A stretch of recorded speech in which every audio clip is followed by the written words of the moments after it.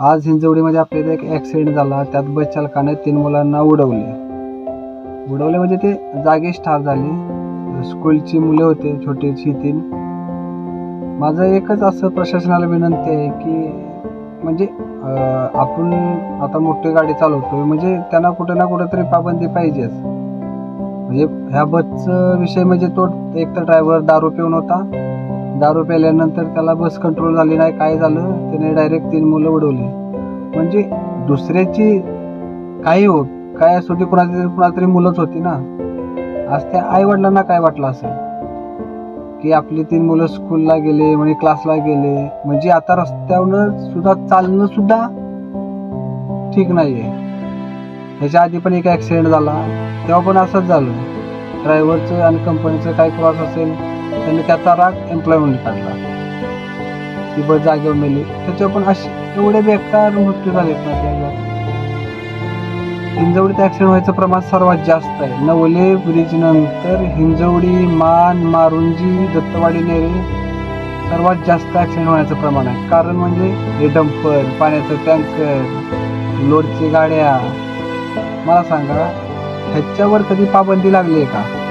हा, मस्त आहे, तुम्ही बोर्ड लावलेले आहेत, लोडच्या गाड्या ह्या चालणार नाहीत, पण तसं झालं का? अजून पण चालतंय, अजून पण माणसं मरत आहेत. एका महिन्याचं रेकॉर्ड काढलं तर आत्तापर्यंत जास्त ॲक्सिडेंट हिंजवडी, मारुंजी आणि दत्तवाडी आणि मानरोड ह्यालाच जास्त आहेत. म्हणजे हायवेचं सोडूनच द्या, हायवेला जेवढे ॲक्सिडेंट आहे ना तेवढे आहेत. हे फक्त लोडच्या गाड्या. तिथं कुठंतरी पाबंदी झालीच पाहिजे, प्रशासनाने ही केलंच पाहिजे. म्हणजे माझी एक विनंती आहे प्रशासनाला की आज रस्त्यावर चालणारी माणसं सुद्धा सेफ नाहीत ह्या मोठ्या गाड्यांमुळे.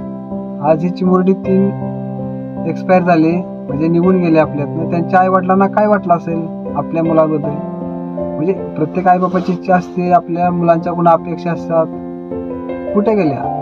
म्हणजे अपेक्षा म्हणजे त्यांनी क्लासेसला पाठवलेले, नेता येता ही अशी दुर्घटना घडली. त्या आईबापांनी करायचं काय? मला असं वाटतं की त्यांना न्याय भेटला पाहिजे एकतर, कारण हे चूक आहे. कसं आहे, एकतर ड्रायव्हर दारू पिलेला होता आणि त्यात म्हणजे कंपनीची गाडी.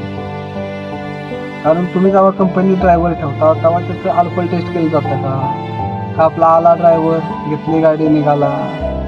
रस्ता हा म्हणजे रस्त्यावर चालणारी माणसं सुद्धा सेफ नाही आहे.